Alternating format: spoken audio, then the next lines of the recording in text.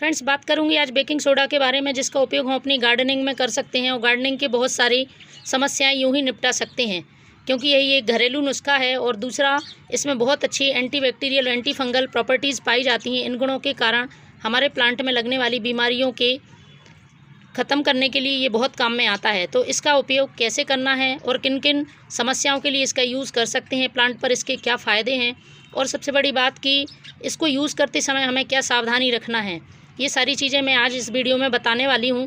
क्योंकि बारिश के दिनों में प्लांट में सबसे ज़्यादा फंगस अटैक होता है, पत्तियों में फंगस लग जाती हैं। फंगल जितनी भी डिसीज़ हैं प्लांट की, उनको दूर करने के लिए ये बहुत असरदार है। यदि आप इसे सही तरीके से यूज़ करते हैं तो प्लांट में किसी भी तरह की फंगस डिसीज़ हो वो ख़त्म हो जाती है। और जो मिलीबग सबसे ज़्यादा परेशान करते हैं हिबिस्कस के प्लांट को या दूसरे और प्लांट को, वो भी इससे दूर होते हैं। क्योंकि लगातार यदि हम केमिकल कीटनाशक पेस्टिसाइड का यूज़ करते हैं तो प्लांट की मिट्टी पर बुरा असर पड़ता है और प्लांट की ग्रोथ पर भी बुरा असर पड़ता है। इसलिए कुछ घरेलू उपाय हमारे प्लांट को स्वस्थ बनाते हैं और हरा भरा रखते हैं, तो उनका हमें यूज़ करते रहना चाहिए। लेकिन ये जो बेकिंग सोडा है, इसकी क्वांटिटी का ज़रूर ध्यान रखना है, ज़्यादा मात्रा में नहीं करना है इसका यूज़, क्योंकि ये थोड़ा सा एल्कलाइन नेचर का होता है और इसकी यदि ज़्यादा मात्रा प्लांट में हो जाती है तो ये प्लांट को नुकसान पहुंचाती है।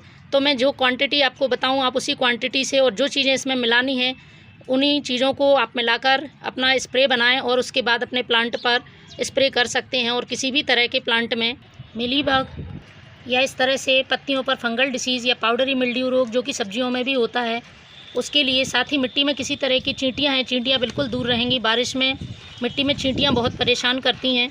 साथ ही छोटे छोटे कीड़े भी रेंगते रहते हैं मिट्टी में, और मिट्टी की जो प्लांट की जड़ें हैं उनको खाते रहते हैं, तो हमारे प्लांट की ग्रोथ रुक जाती है, प्लांट को बहुत नुकसान होता है। तो इन सारे इंसेक्ट का इलाज इस बेकिंग सोडा से होगा।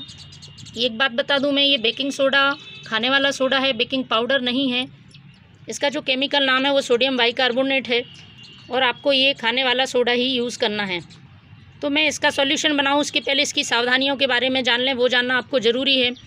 पहली बात कि आपको इसको एकदम तेज़ धूप में नहीं डालना है और बहुत ज़्यादा ड्राई मिट्टी में नहीं डालना है। दूसरी बात, इसकी ज़्यादा क्वांटिटी यूज़ नहीं करनी है, बस थोड़ी 1 लीटर में 1 चुटकी या 1/4 चम्मच के आसपास हमें बेकिंग सोडा का यूज़ करना है। यदि आप ज़्यादा मात्रा में यूज़ कर लेते हैं और फिर उसका स्प्रे करते हैं तो प्लांट में पत्तियों के जलने की संभावना बढ़ जाती है और प्लांट की पत्तियाँ जल जाती हैं। तीसरी बात, जो प्लांट एसिडिक मिट्टी पसंद करते हैं उनमें इसे मिट्टी में डायरेक्ट नहीं डालना है। एल्कलाइन मिट्टी पसंद करने वाले पौधों को हम इसे मिट्टी में डायरेक्ट दे सकते हैं, लेकिन जो एसिडिक प्लांट होते हैं, जो फूल वाले पौधे होते हैं, इनमें आप स्प्रे कर सकते हैं। किसी तरह के कीड़े लगे हुए हैं, लेकिन डायरेक्ट ज़्यादा मात्रा में इसकी मिट्टी में इसको यूज़ नहीं करना है। तो बहुत ही इफ़ेक्टिव ये कीटनाशक है, पेस्टिसाइड है। ख़ासतौर पे आप जब वो सफ़ेद चिपचिपे कीड़े हो जाते हैं जिन्हें हम मिलीबग बोलते हैं, उनको दूर करने के लिए और पत्तियों पर जो फंगस डिसीज़ होती है उसको हटाने के लिए ये बहुत ही कारगर नुस्खा है। तो आप इसको यूज़ कर सकते हैं। इसके लिए मैंने 1 लीटर पानी लिया है और 1 लीटर में 1/4 चम्मच सोडा लेना है, जो बेकिंग सोडा है उसको लिया है। और यदि आप इस चम्मच से नहीं नापते हैं तो आप 1 चुटकी सोडा ले सकते हैं। साथ ही इसमें मैं डालूँगी 1 चम्मच नीम ऑयल। नीम ऑयल भी बहुत अच्छा कीटनाशक का काम करता है, फंगस को भी दूर रखता है। इसमें भी एंटीबैक्टीरियल प्रॉपर्टीज़ होती हैं, तो इससे इसके जो असर है वो दुगना हो जाएगा। साथ ही इसमें एक चीज़ और डालनी है, ये डिश वॉश, इसकी 2 से 3 बूंदें ही डालनी हैं।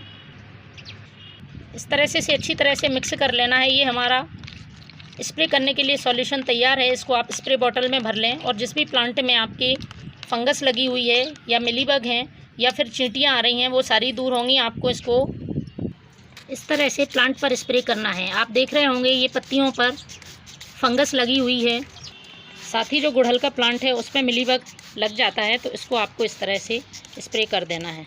तो फ्रेंड्स, इस बेकिंग सोडा का आप बहुत ही अच्छी तरह से कीड़ों को हटाने के लिए यूज़ कर सकते हैं। Thank you.